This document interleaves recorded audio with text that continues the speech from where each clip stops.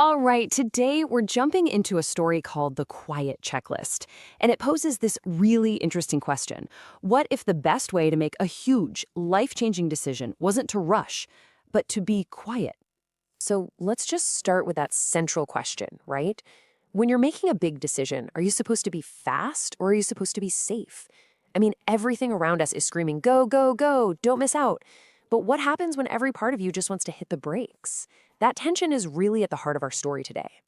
Okay, so let's meet our main character. Her name is Mila, and when we meet her, she's starting this massive search for a home. But you have to understand, for her, this is so much more than just buying property. It's about finding a foundation for her life. And that whole search, it's really built on a very specific kind of fear. And here's the thing about Mila, she doesn't actually fear big decisions. I mean, this is someone who has changed careers, she's moved cities. That's not the issue. No, her fear is, it's a lot sneakier. It's the kind of decision that looks simple on the surface, but then it has this hidden flaw, this little detail that comes back to punish you later. That's what she's truly terrified of. And pretty quickly, she starts to notice this huge disconnect. She's trying to do this incredibly serious thing, build a solid foundation for her future. But the whole world around her seems to be treating the process like, well, like it's entertainment. You know how it is. Her friends, they all mean well, of course. They're sending her all these videos and articles, top 10 home buying hacks. But all that shallow advice, it was just making her more anxious. It was all just noise, and it was totally drowning out what she really needed. And the real estate agents, oh, they were even worse. It was just this constant drumbeat of urgency. You have to move fast. The market is hot. And all that pressure was just clashing so hard with what she fundamentally needed, which was to feel safe and sure. Even the listings themselves felt like part of the problem. You know the ones. All style, zero substance. Just bright lights and pretty words, all designed to hide what really matters. It felt like every single interaction was a performance, just trying to distract her from the truth. So after weeks and weeks of all this external pressure, Mila finally hits a wall. She reaches a breaking point. And this is the quiet turning point. It's the moment the story pivots away from all that outside noise and starts tuning into her own internal signal. The moment that really crystallizes everything for her happens at an open house.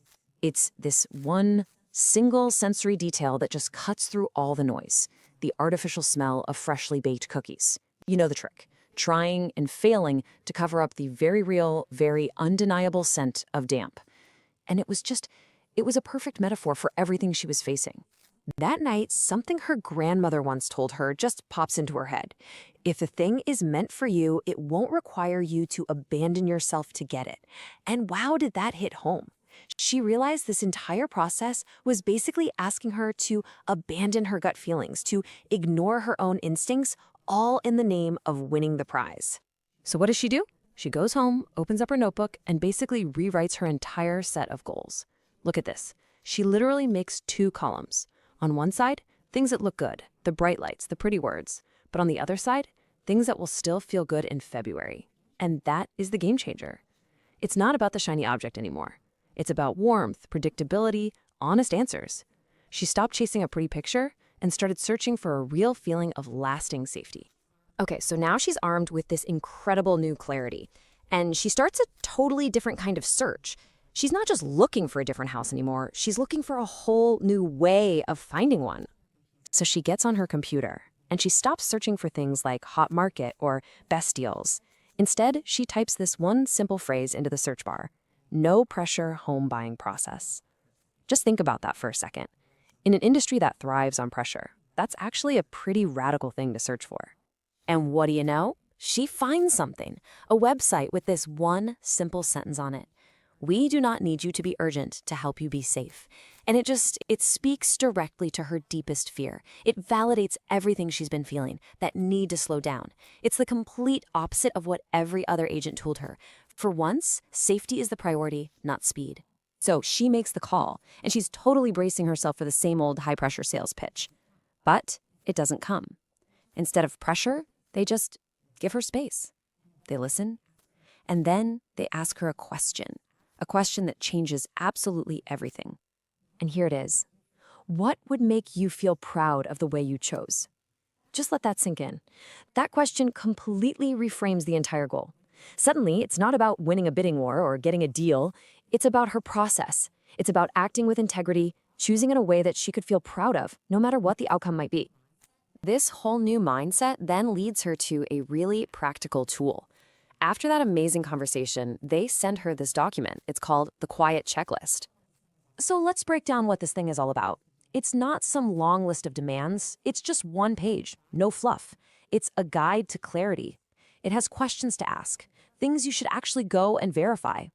And I love this principle. Feelings are valid, but facts are kind. It's basically saying, yeah, trust your gut, but then back it up. Go verify those feelings with actual data. And maybe the most important part? If the story isn't clear, we don't pretend. It gives her permission to just walk away if something feels off, without feeling like she's failed. So now she's armed with this checklist, and her whole experience of looking at houses is completely transformed. She's no longer distracted by the fresh paint or the baked cookies, and she makes this really profound discovery. The right place, the right foundation. It doesn't have to beg you to ignore your instincts. It actually aligns with them. And this whole new approach brings us to the end of Mila's story, and to the feeling she gets when she finally makes her decision.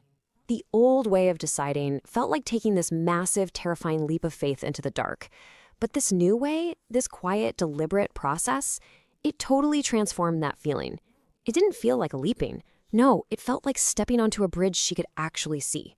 It wasn't a blind risk. It was a secure, visible path forward. For the first time, she could see exactly where she was going.